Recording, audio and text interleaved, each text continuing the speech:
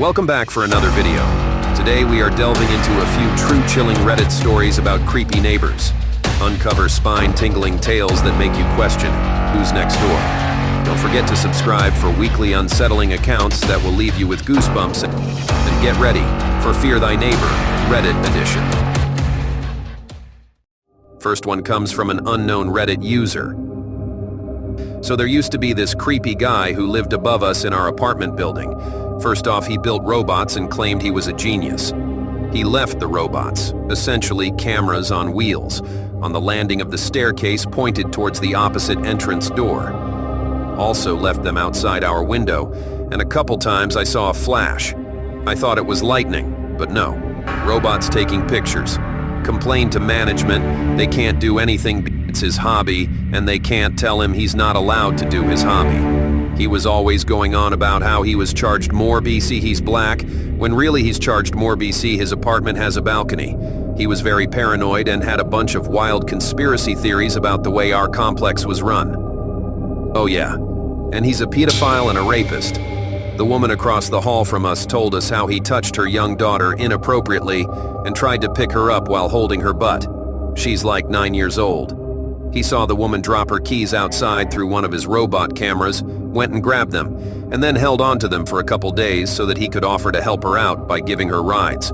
Then got her mother to let him into her apartment, stuck the keys under a chair, and left. He also tried to force himself into her apartment a couple times and onto her. He would always ask about which bedroom was hers, hence robot cameras. He kept a camera running in his vehicle at all times, which is how he saw her drop her keys. He also told my boyfriend and I that he had this camera pointed at the building so he could see whoever came in the building. It would always be pointed to one of two specific windows of our building, if not at the door, and neither was his window. Told management they can't tell him what he can have in his car, and also he said he wasn't recording, which is a lie, so there's nothing they can do. Oh yeah, his girlfriend has a teen daughter who will not be around him. I saw her sitting on the stairs once and she heard him coming and booked it out of the building. She doesn't live with them, for I assume her own safety. It all came to a head when we had to get sprayed for bugs. If you didn't prep your apartment how they needed it, they were going to charge you for the visit. Well, he didn't prep anything, and there were a few other people who didn't either, and they all ended up getting evicted. Turned out the guy put locks on the doors inside his apartment so they couldn't get in anywhere. But he, of course, claimed they were just trying to get rid of all the black people in the complex. Not true. Like 80% of the people here are black, and they had good reason to kick him, specifically out. I'm so happy he's gone. It's so much nicer here without him. Second one comes from Reddit user, Earwax Sculptor. Neighbors moved in across the street from me when I was in middle school. They were very odd people that kept to themselves. It was obvious they had two small children that were adopted. One day not that long after they moved in, the lady came over and apologized to my parents that her kids were always screaming and crying. I remember it being really strange because neither my parents or myself ever really heard the kids screaming or crying. Not soon after that, my father was home and he hears the lady screaming in her backyard. He goes over and she is screaming that she found the younger of her two children unresponsive in the backyard. Police arrive and unfortunately the kid is dead. Then things get real. Tons of cops, unmarked vehicles, police lines. Looks a movie to middle school me. Turns out she beat the kid to death and tried to stage it like the kid fell and hit his head on the back patio. Then we find out much more. Our new neighbors moved out of their last house because they weren't welcome in the area, because numerous previous neighbors reported them to Child Protective Services for abuse. We find out it was literally a local news story in the area they lived in. Now this is in the 1980s before internets and all that, so you could hide your skeletons much easier back then. They only lived across from us a few months before this went down. Pretty bad story. Oh, and one more thing. The murder charge/investigation revealed the children weren't even legitimately and legally adopted. They were basically purchased.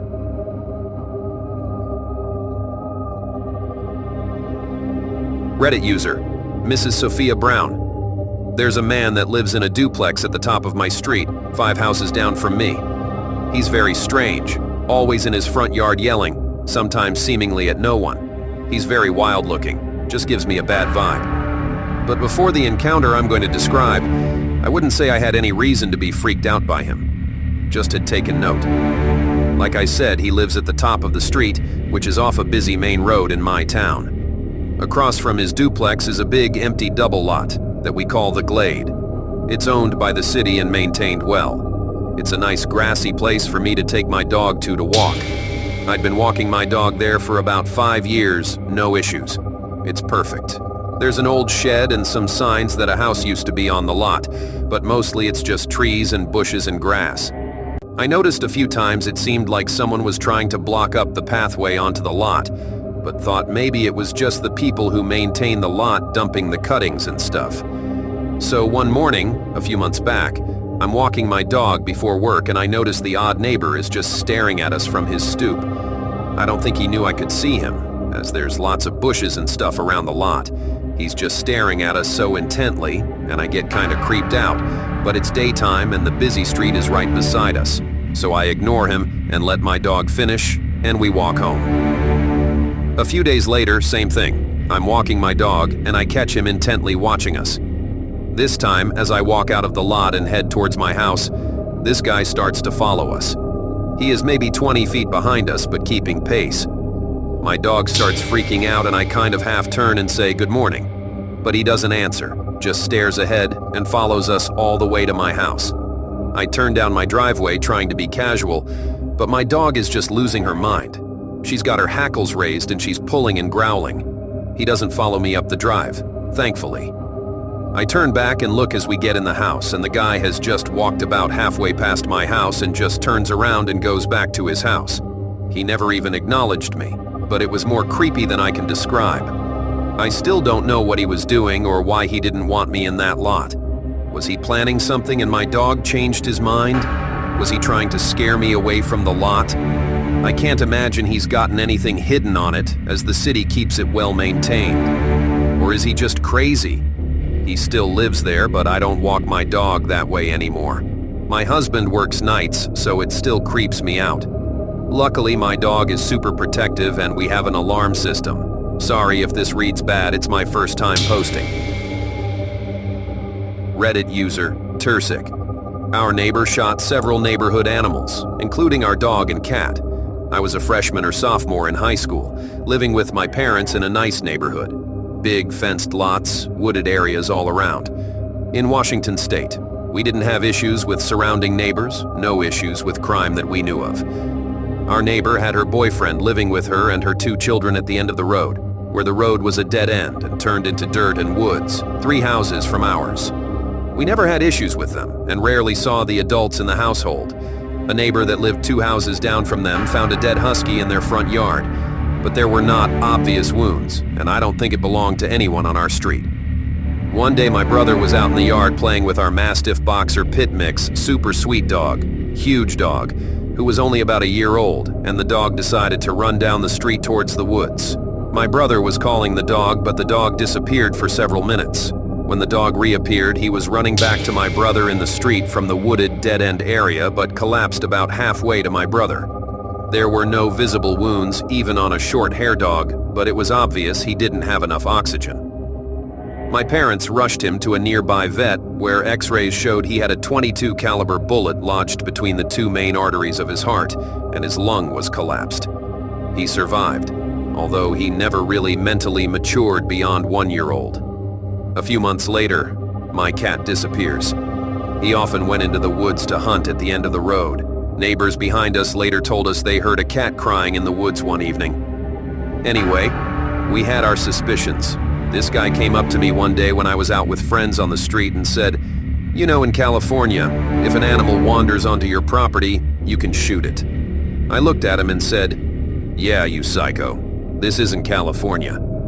The sheriff's department tried to investigate, but did not turn up with anything until several years later when someone saw him shoot someone's dog. This was after at least 1 more dog was found dead on the street. He was shooting dogs with a .22 caliber with a silencer attached. I don't believe he legally owned either. Good part of the story, however, is that he went to jail and his girlfriend put her house up as bail. Then he skipped town. So the story goes. That's all for this episode.